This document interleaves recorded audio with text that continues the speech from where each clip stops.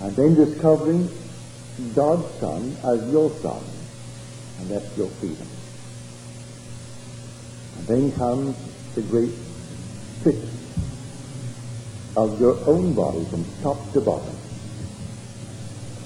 And then your sink as a fiery serpent back into heaven from which you descended. And then comes the seal of approval, the descent of the dove, which smothers you in love because it approves your entire journey. And all will return.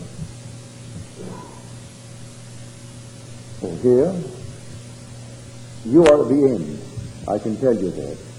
You are at the end. And he is at the beginning. And so all that you can really pour out for is nothing but compassion. Pity. Because he's beginning what now you're ending. You've gone through it, you've done the same thing. And so what I quoted earlier from that statement of Blake as he revealed it to one called Max Beckman.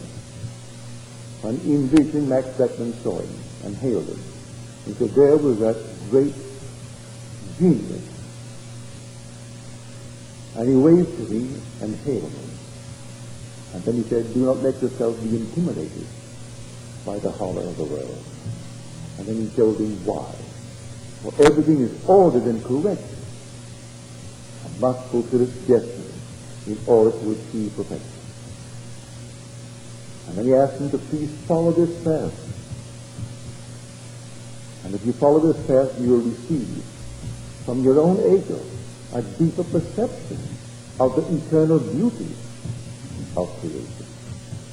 You'll also receive an ever-increasing release from all that now seems so sad and delicate. So here, we celebrate Lincoln's birthday, but you and I are searching for, and some of us have already found, the real one who set us free. For he didn't set the minorities free, for they're still begging for freedom. And Washington didn't set us free because we're still asking for, well, at least financial freedom. And so he didn't set us free.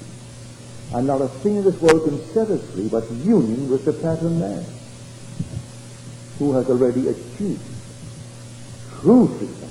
And union with him is an impression on us, like the seal on prepared wax. And the perfect impression is there.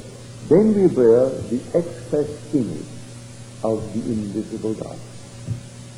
And because it's there, when we are sent into the world then, to tell what happened to us, in that interval, that impress begins to unfold within us. And we know who we are.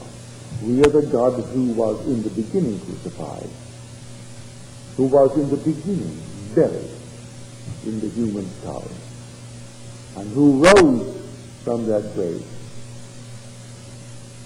and who came out, and they called him born from above, and who found God's only begotten Son that was nearest to his heart, that did all his will, and his name was David, and David called him Father, and in whose body was split from top to bottom, and then who, after the split, ascended like a fiery serpent into heaven.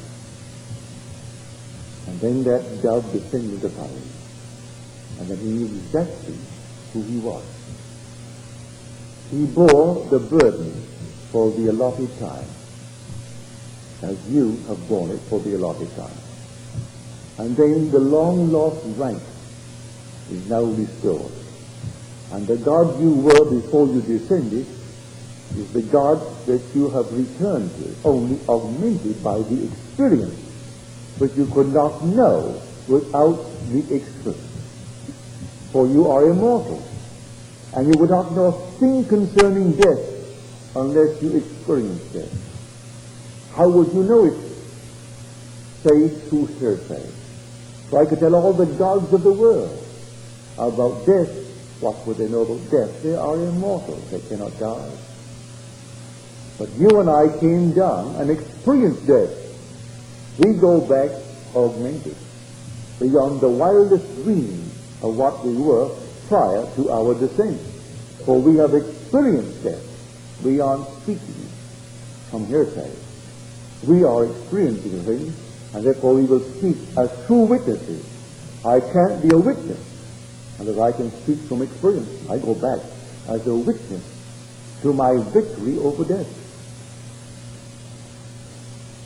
So that's what we are this day in this wonderful world of ours. So, this symbol of freedom, and everything in the world is a symbol anyway. Lincoln is but a symbol of the freedom of minorities. Washington a symbol of the freedom of a nation from a foreign control. But Jesus Christ is the pattern man, that is the true liberator of the world. And until one has union with him, he cannot find freedom. For he cannot find the Son. And when the Son sets you free, you are free indeed.